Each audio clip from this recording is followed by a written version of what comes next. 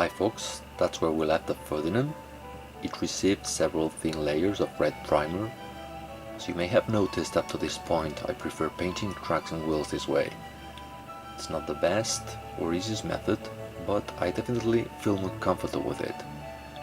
Basically, I don't have to worry about track sagging and the problems of mixing glue with paint.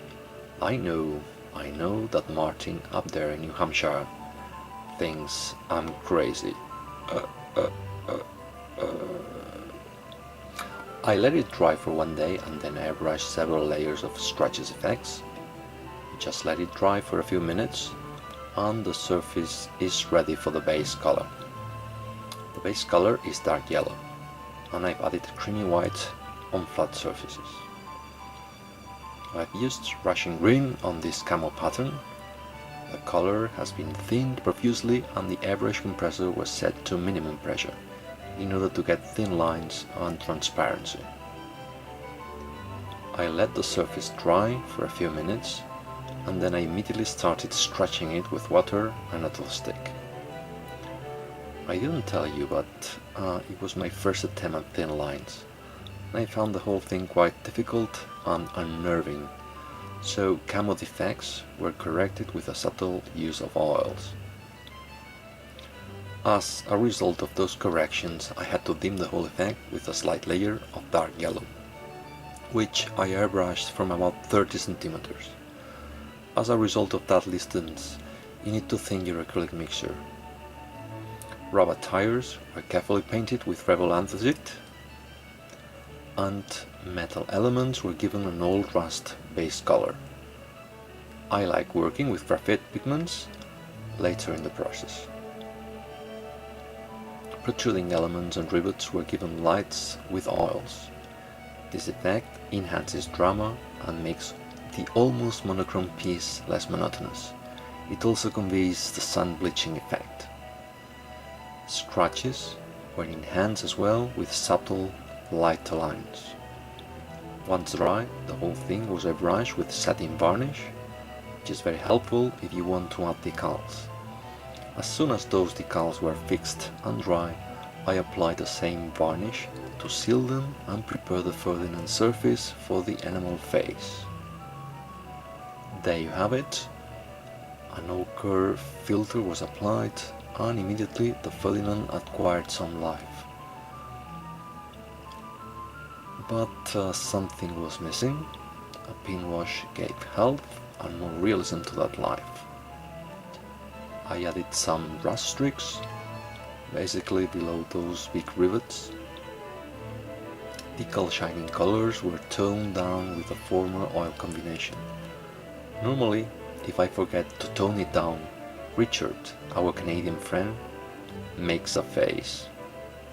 I know I cannot see him, but I have a sixth sense. That's how it started to look.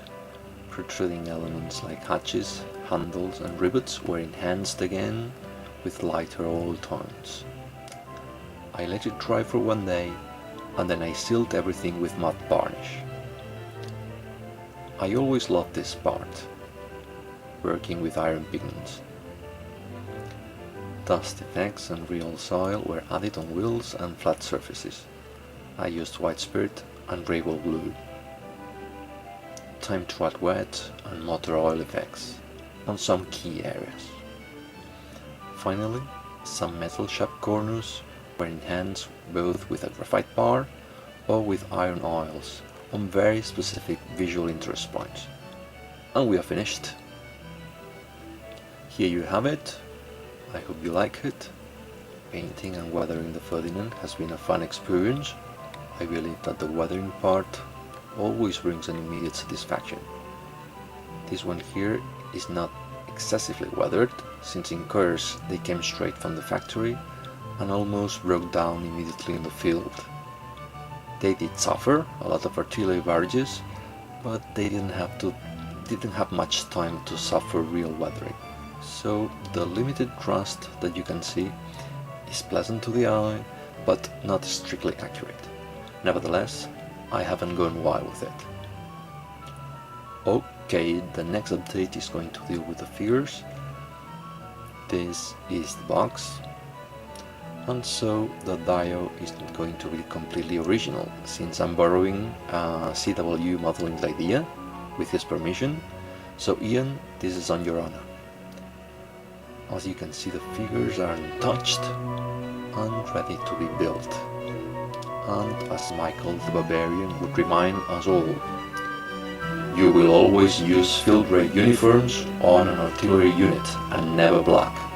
This is not a panzer, it's a damn walking cannon. However, I'm not exactly sure I can get away with it just changing the uniform color. Maybe there are some big differences on the general shape of the uniform, or those hats, I don't know. If there are any objections, please let me know. Right, I leave you now with a few pictures of the finished Ferdinand, but before that, I'd like to express my gratitude to Cohen and Nigel for hosting this apotheotic group build. See you guys, cheers!